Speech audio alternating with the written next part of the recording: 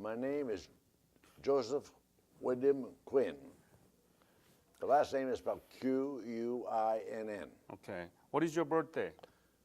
8th of February, 1921. 8th of February 1921. 21. Yes. How old are you now? 95. 95? You look like a 70-year-old boy. Thank you very much. What is the secret to maintain your health?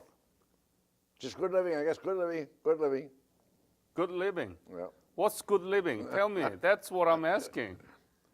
Share the secret with If us. I knew that secret, I'd be worth $1 million. Wow, you really look 70 years. Thank you. Wow, that's great. Where were you born? Halifax, Nova Scotia. Famous place. And tell me about your family when you were growing up. I have a sister and a brother. They are both alive, not now. And my mother, of course, has passed away. And we had a very good time in our life. And of course, I joined the Army when I was 16. 16? Yes, as a boy soldier. And that was the NPAM, Non-Permanent Active Militia, at that time. And as soon as school finished, on the end of June, we were gone for the End summer. of June of 19? 19, what? 16-year-old, right? Yeah, So it's got to be 37? 37, right, 37, yeah, 1937. So you graduated high school in 1937 or what? No, we were still going to school. Right. And then we would go for all summer and then come back to school in the winter, in the fall. So that's what we did. I did for a couple of years. And then, of course, when the war broke out, they just called me up and said, get your uniform, you're on your way. So on the 1st of September, 1939, I left home. Who was your regiment when you first joined as a boy soldier? 22nd Field Ambulance. Oh, right, the In Halifax. Right then, in Halifax. Field Yes. ambulance. So you enlisted, right? 1st of September, 1939. Yeah. Enlisted. And where did you get the basic military training? I suppose I never got really basic military training for years. Because you've been in reserve, But right? being in the reserve, I did my basic military training for 2 summers. For 2 summers. Yeah. And when they declared war, I was picked to go down to see the, I guess it was Air Commodore at Halifax, and he said, you will be going to Eastern Air Command, to the dawn and dusk patrols with the submarine gates, and I was a medic because they didn't have any medicals then at that time in the Air Force. So I was the first medic, and I was there for when they did the dawn and dusk patrols with the Catalina flying boats. Huh. So did you get any special training to be medic? Not really at that time. So what were you able to do as a medic? Well, you pick it over the years as a stretcher bearer. You pick out certain things that you can do. I did pretty good, and then I ended up at the hospital. Where? In Halifax, at the Old Causal Street Hospital in Halifax. After I was at the Air Force for a month or 2, and then I went back to Halifax and got some training as a medic. Then from there, I guess, I went from there to St. John's, Newfoundland, to open a hospital there for the. Where in Canada, right? In Canada. Where is it? Well, no, but that was overseas then, of course. Newfoundland was not Canada. Oh, where is it? Well, it's now it's Canada, but it wasn't then. It was It was British. I see. It was a British. I see. Belonged to Britain at that time, and we set up a hospital there on kind of all the submarines and the convoys going through getting knocked off. Did you know anything about Korea around the time that the Korean War broke out in 1950? What were you doing? And When I was an instructor with the field mammoths in Camp Borden at that time. And then they said, okay, they wanted us senior NCOs to pick some troops and go to Korea. So I picked what I liked, who I liked to go, and we went to Korea. so tell me about when you left for Korea. When was it?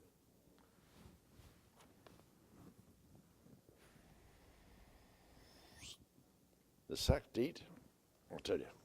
No, approximately Well, I can't the remember. month of the year. It was 1952 anyway. So that's why I put it down, because my memory's not too good, you know. Good, good. Yeah, yeah. I gotta get going here. Yeah. I don't really have to deal with it now. Yeah, I don't wonder. I must need it. Oh, here it is. Yeah. 95-year-old. Yes. Wow. There. Now let's see. I went. Let's see. I was aboard the boat on the 19th of March. We arrived in Korea on April the 4th, 1952. April 4th? April 4th. Where did you arrive? At Incheon. Incheon. Yeah. So it was already almost 2 years after the war broke out. 2. Yeah, 2 years. That's right. And did you know anything about Korea No, before? no, You didn't know? no. It was a foreign land to me. Hey, it's a foreign land, Yeah. but still you didn't know anything about Korea. Not really. Not really. And when you landed in Incheon April 4th of Yes. 1952, what Yeah. did you see? Tell me, describe the scene that you saw. It was quite. It was in the evening. It was quite dark. We landed on landing barges onto the beach. Of course, there was nothing there then. And then we got aboard trains. We got aboard a train, no lights, no water, and no food. And we hadn't eaten for many hours. So finally, we got something to eat, and they moved the train to staging camp up north of Seoul. North of Seoul, Yes, yeah. yes. Where, do you remember any names of the camp area? No, I can't remember the name of that staging camp. No, it was a great big one. I can't remember the name of it. But there was, I think it was the English guys were running out of this. When we went in, they had the food ready at 11 o'clock at night. With the food, I'm sure. Mm-hmm. Yeah. What were you thinking to yourself? A little bit of wondering what the hell was going to go on. But anyway, they fed us, and we got our mail that we had picked, was there for us. Then they gave us blankets, we went to bed. And about, I guess 6 o'clock in the morning, I heard a whoomp, and everything rattled. Brigadier Rockingham was sitting there with his guns, fired a big gun, and says, "Time to get out here." So we went out, and then he said, "Gentlemen, remember, there's 10 to 1 in front of you. So just be careful what you do. Have a good time." That's it. So what was your duty?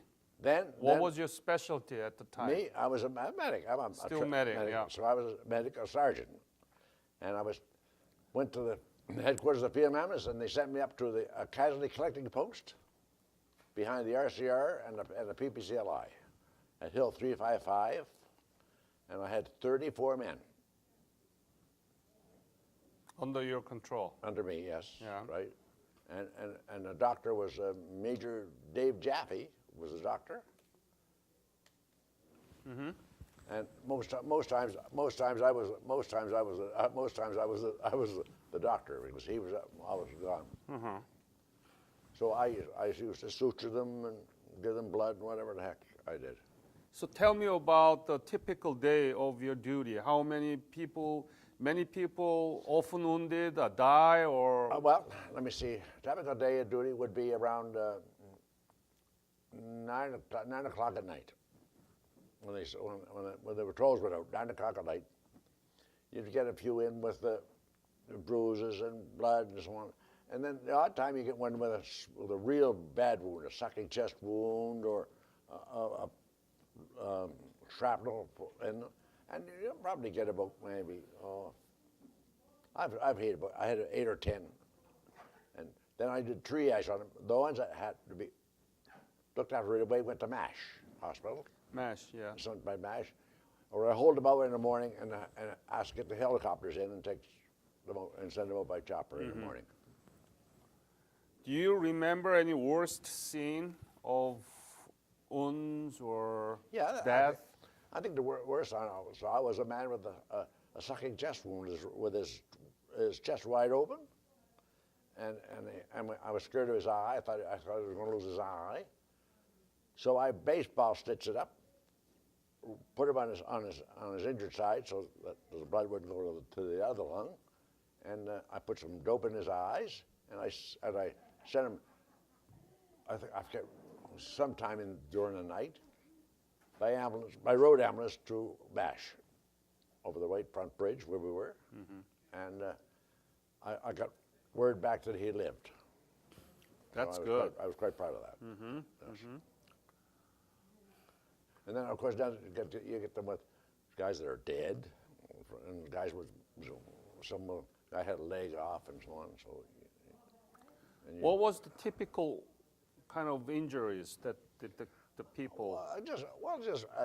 Mostly shrapnel or they fall down and break the leg or something like this. But that's normal procedure in the war. Hey, if you get shrapnel or bullets or what the hell, you know. So you did operations taking those shrapnel? No, I didn't operation.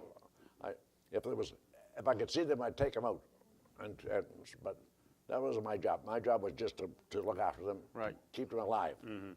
Whether they needed some plasma, which you could make plasma, give them maybe a shot of morphine to quiet them down, and then get them on the road to the field dressing station or the MASH. So what is the name of your unit? Do you remember? And what is the name of the 37 Canadian Field Ambulance. 37 It's Canadian Field Ambulance. Canadian Field Ambulance. Field Ambulance. Yeah. Okay. Now you got the paper right there.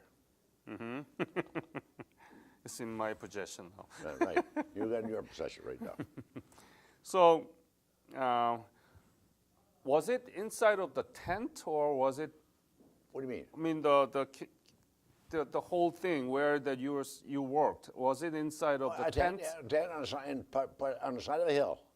The tent was in the side of the hill, so that if the enemy shot it would come over the top. Huh. You know, you tried to be out of the line of fire, or shall we say?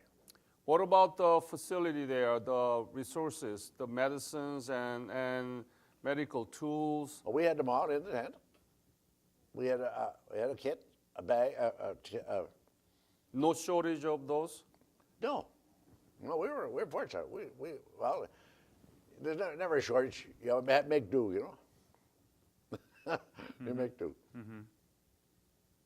But we had bunkers to sleep in. Everybody had a bunker, and we had our own man that looked for our cooked in a tent. Ah, that's nice. And we had our own cook and everything. What kind of food did you have? The best of food. Americans had good food. And fortunately, we were American rations at the time. Like what? What did you eat? Gosh. You got a hot meal then? Oh yes, all the time. That's Cooked good. meals. Yeah. Now we weren't on the front lines. We were just behind them. Yep. Oh, okay. Yeah, that's good. Were you able to write back to your family? Yes. Yeah. I sent back through the Salvation Army. They were up, and I bought some gifts just for, and they were delivered back home, perfect, absolutely perfect. You bought the gift? I bought a gift. Where? From the Salvation Army had a vehicle with all these things in it, you know. You'd look at it and say, oh, I like one of those, and you'd write them, tell them what you wanted, and give them some Oh. money, and away they'd send it back. So, by the way, how much were you paid at the time? How much was I paid at that time? Yeah. What was your annual salary? You're asking me something I don't know. I don't remember. $100? Oh, Was no, it no. American dollars or no, Canadian? No, it was all Canadian. But it was more than that. I can't remember now. But we had to, you know, Was it actual money or is it straight? no, I just gave it all to my wife. I just, my man went and stayed home. So you were married? Yes. Yeah. And I had 2 children. 2 children? Yes. Oh, boy. Yes. My daughter said she was about 3 years old or something when I left home. What was the most difficult thing for you during your service there in Korea? What made you most difficult, or what are the things that you hated really most? Not much I made. The only thing that would bother me was when they used to fire at us. You know, you had to be careful with the shells coming in. But I suppose the most thing I hated would be the snakes and the scorpions and and the rats and stuff like that. Scorpions. Yeah. Oh, yeah. But being up as a medic, I know what to do. But yeah, right. Being separated with your family, especially with the wife, with 2 children, that must be very hard, right? Well, yeah, but I think you just took it. We were only going to go out and go. We knew we were only going for a year, so it was not too bad. Were you able to get some pictures of your family?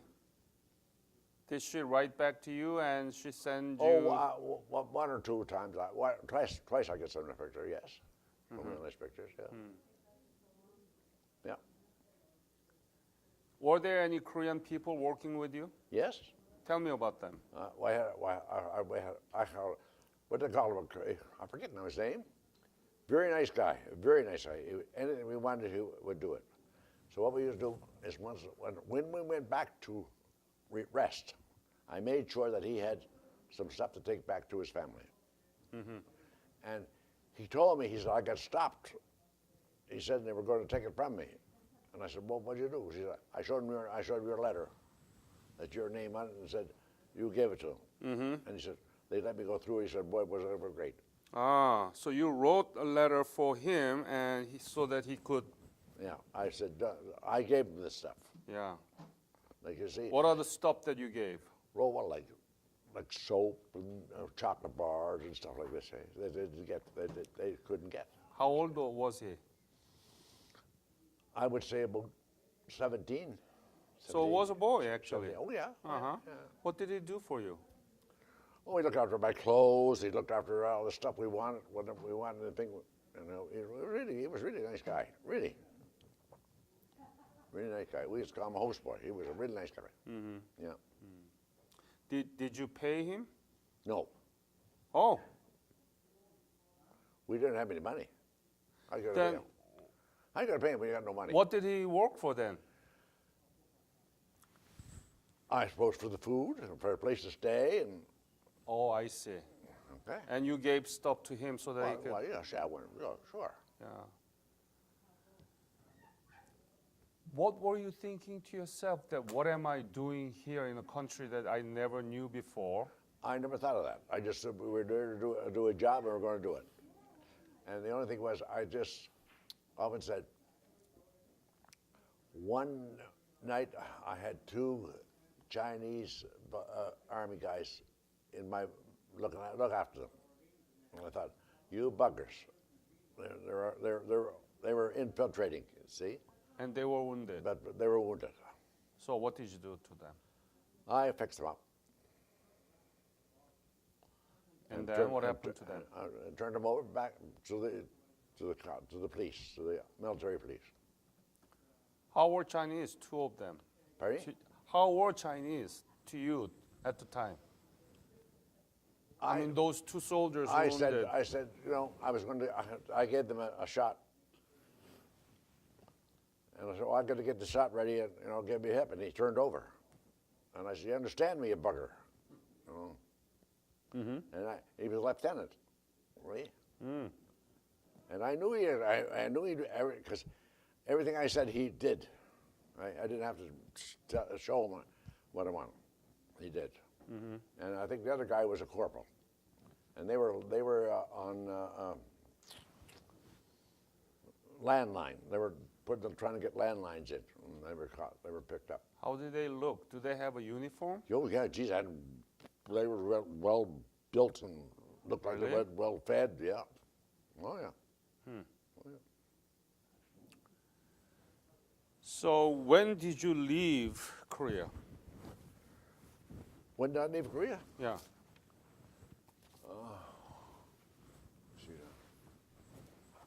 Was January? Was it January or something like that? January or February. 53. Yeah, no. Now I left Korea.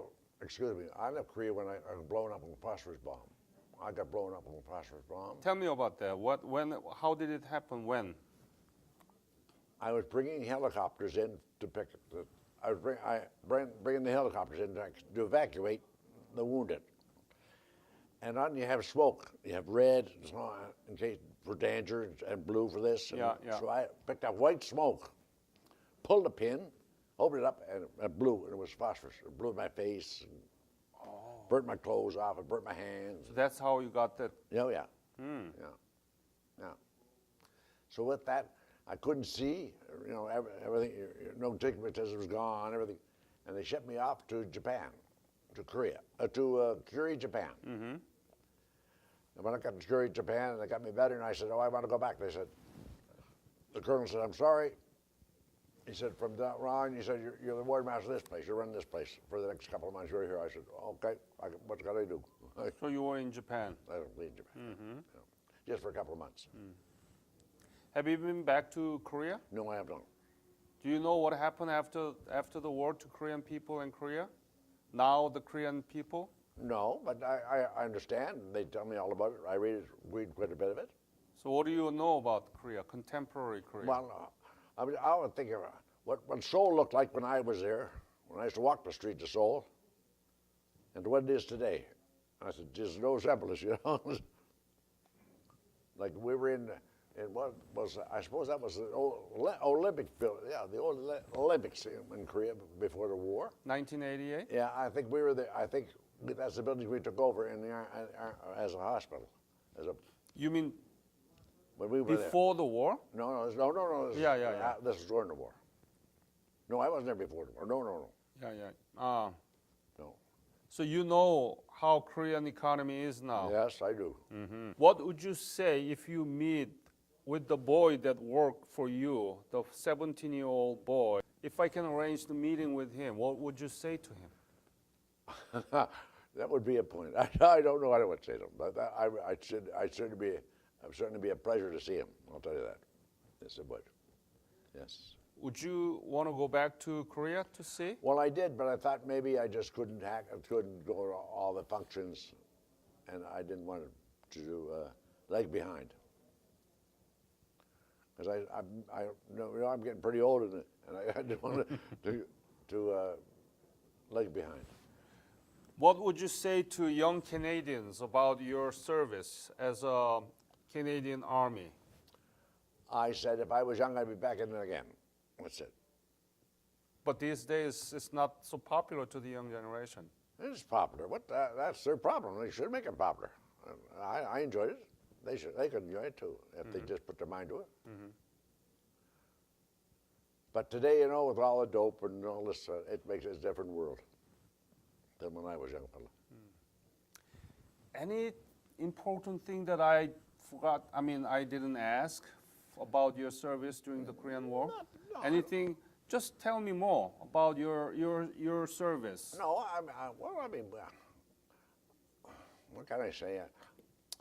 I was up the front. I was up to CCP. I was at the dressing station. I was in Seoul. I was in the MASH, and I was down and I wish I could remember the name of the place over the river in Seoul. We had a camp. Tell me about it. I can't think remember. of the name. I wish I could remember. Describe it.